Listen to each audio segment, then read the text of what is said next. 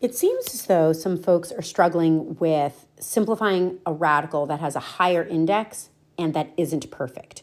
So I think that rather than looking for like 3 objects, since this is a cube root, or looking for perfect cubes, you would be better off writing perfect cubes inside. For example, 80 is 8 times 10, and 8 is 4 times 2, and 4 is 2 times 2. So you have 3 2s, 10 is 2 times 5. Okay, so we've got that going on. What I would do is I would rewrite this problem as there are 4 2s, so I'm going to write this as 2 cubed times 2 times 5. And then x to the 5th, I'm going to write it as x cubed, x squared. So now what I can do is I can pull out any perfect cubes. There it is. The cube root of 2 cubed is 2. The cube root of x cubed is x. And now you have 2x times the cube root of everything that's left inside, 10x squared.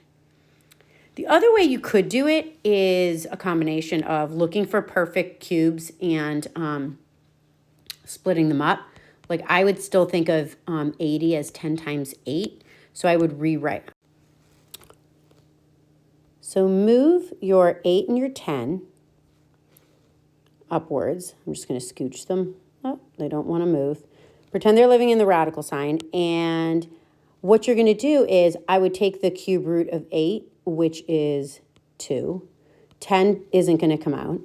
And then x to the 5th, if I have a perfect cube in there, and there would be 2 left over if I took that out. I think that's a lot harder for some of you. So I think just rewriting it as a perfect cube, 4th root, whatever it is, the index is easier. So let's try this 48, x to the 9th, y to the 5th, all being taken the 4th root of. So since we have a 4, we're going to write things in perfect 4s. I know that 48 is 16 times 3, so I'm just going to cheat and already write that as 2 to the 4th. So I would rewrite this, and I would get 2 to the 4th times 3. X to the 9th, I'm going to write as x to the 4th. Another x to the 4th, that's 8, and an x, that's 9.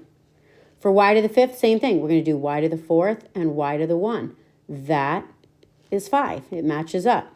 4, 4, and a 1 is going to be the 9. And now all you have to do is pull things out.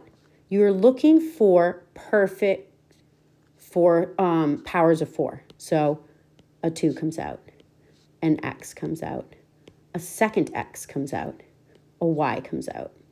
And now everything that's left inside remains inside the radical. So we've got 2x squared y, 4th root of 3xy.